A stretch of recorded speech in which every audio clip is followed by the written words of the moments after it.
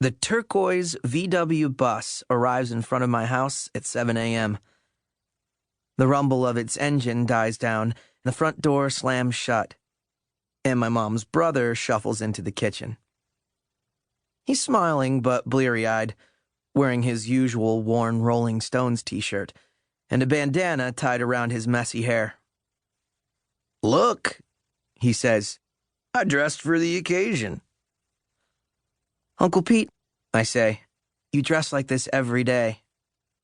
"True." He nods solemnly. Then he takes the coffee mug from my hand, sips, places it back in my grasp.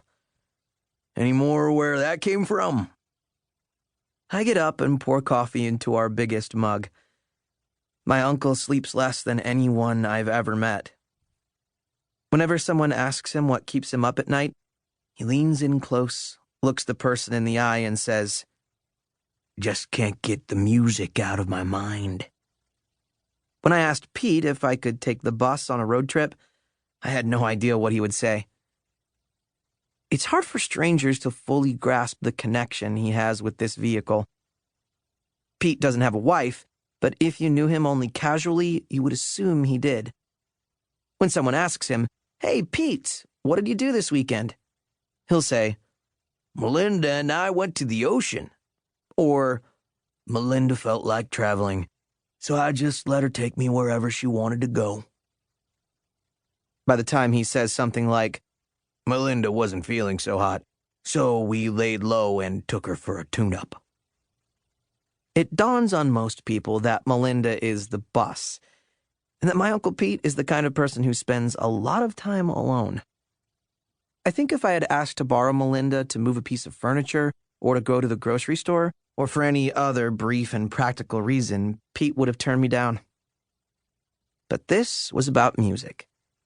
And as soon as I used the word tour, Pete's glassy eyes opened wider, and he smiled a nostalgic, faraway smile. I knew then that he would say yes. And for the rest of the night, he and Dad listened to records and talked about the years they spent traveling around the country, living out of the bus, and playing small-town shows. This was before Ma showed up at a South of Market bar for a surprise visit to her brother, and fell in love with his bandmate, who she'd heard about for years but never before met. The story is that Pete was so moved by the love between his sister and his best friend that when my dad told him they were going to buy a house and have a kid, Pete never said another word about the open life they were supposed to have. Nothing about the music or the adventure. Instead, he wrote a song for my parents' wedding that became a hit on many college radio stations and made him briefly famous among a small circle of tender-hearted young fans. Flash forward 20 years, and Dad and Pete are walking me out to Melinda. I throw my duffel bag into the back and take my seat behind the wheel. Pete reminds me of how everything works, unnecessary considering that he's been giving me weekly VW driving lessons for the past couple months, and then closes me in. Through the open window, Dad slips me a wad of cash, even though I've been saving up for this, and then, ceremoniously, he hands me a credit card. "Are you kidding?" I ask. Dad and Pete insisted on living like hippies all through the 80s.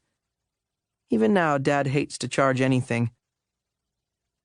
"Your mom wants you to have it," he explains. This makes more sense. Ma's the worrier in the family. Of course, she would take a break from studying the subjunctive to make sure I was ready for unplanned expenses. I look out the window at Dad and Pete, standing happily side by side, and I turn the ignition. Dad whoops. Pete flashes a peace sign. "See you in a week," I say. And I pull away from the curb.